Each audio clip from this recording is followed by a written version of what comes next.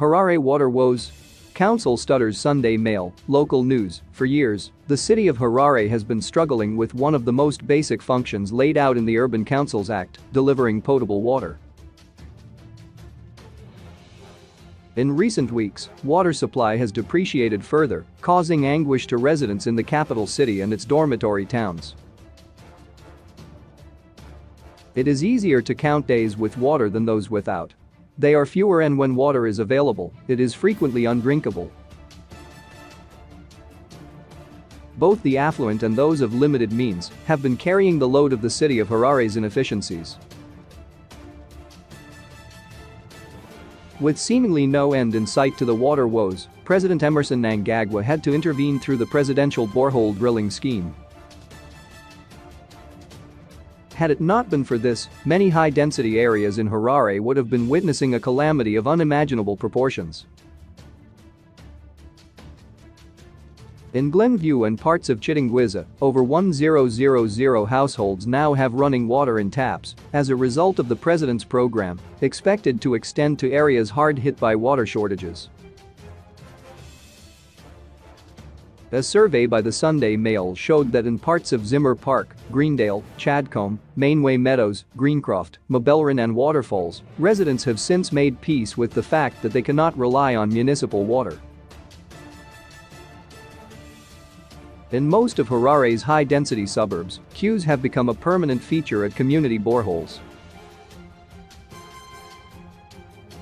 This is because Harare and dormitory towns reliant on its water sources have a demand of 800 megaliters, but city of Harare currently has capacity to produce only 295 megaliters of water per day. Of this, the city loses 60%, which translates to 177 megaliters. This means only 118 megaliters are reaching households. Harare Mayor Jacob Mafium admitted to the long-standing anomaly in his recent State of the City address, where he described water challenges as permanent. Unfortunately, not all water produced is accounted for, as 60% is lost as non-revenue water. Out of the 60% non-revenue water, 40% is commercial losses, that is theft, faulty meters and stuck water meters. The remaining 20% is due to water leakages, he said.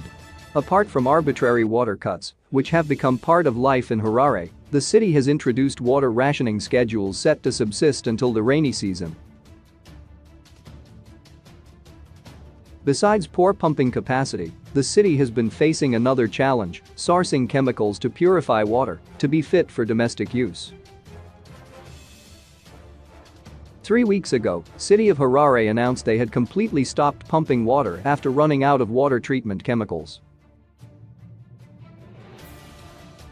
The distress call, though unsurprising, marked a new low that the city is yet to recover from. Water supply has been at its erratic worst from then to date.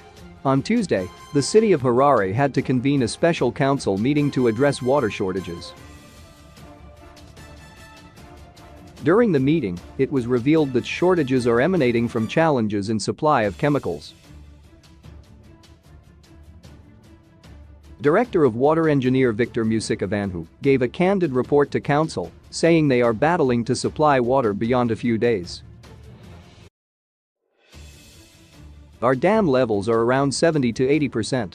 We are producing less than 300 megaliters of water based on current chemical supplies, he said. Engineer Musikavanhu said they have run out of chlorine gas and other key chemicals, as most of their suppliers import key elements of chemicals they produce. For the foreseeable future, we still have to remain on suppressed production, he added. He claimed the city is waiting for chemicals from China to ease the challenges. Those involved in water advocacy believe the city of Harare is struggling with a manageable problem. National Company Ordinator for the Community Water Alliance, CWA, Mr. Hardlife Mdzingwa, said his organization presented short-term solutions that were snubbed by City of Harare. Production has fallen at Morton Jaffray because they do not have enough chemicals. CWA long indicated that there is a need to address the high purification cost that the city incurs, said Mr. Mudzingwa. He said water purification costs, which Harare is grappling with, can be solved through reducing water pollution and adopting new technologies. Water chemicals alone gobble around $40 million per month, and City of Harare owes power utility ZISA $1.5 billion, accumulated through water purification processes. We suggested that the City of Harare adopts use of sulfur dioxide. It cuts the chemicals used in the purification of water from 10 to 3. We even invited a company called Nanotic, which pitched the idea to them, but they didn't appear to be interested. The technology can be installed at Morton Jaffray and will cure City of Harare of its foreign currency headaches. They would no longer need to queue for foreign currency, said Mr. Mudzingwa. He said the fact that Harare is situated upstream of Lake Chivero, its main water source, does not help matters. Water in Harare is polluted before it gets to the lake. By the time it spills, it would be in need of heavy purification, which is why we get to about 10 chemicals. We need to manage the ecosystem and catchment so that the water does not need heavy purification, he said.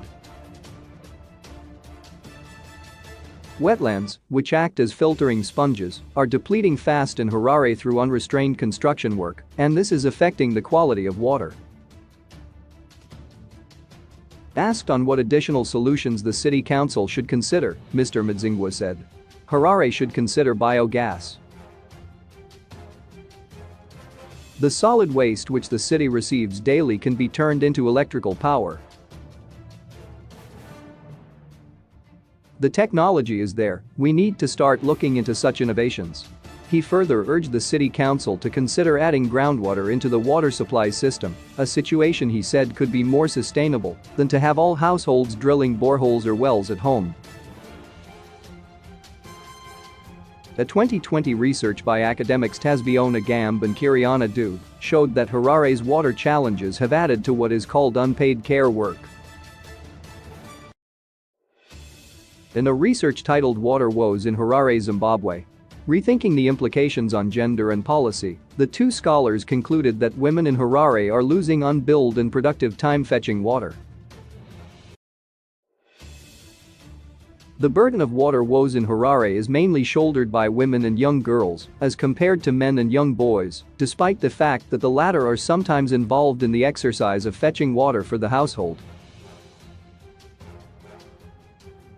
It is also the burden of females to care for the sick when water shortages cause disease outbreaks, the two academics noted. Harare has set its sights to become a world-class city by the year 2025. One of the main considerations of such a city is access to clean available water. With the degeneration of water supply, the idea is looking far-fetched.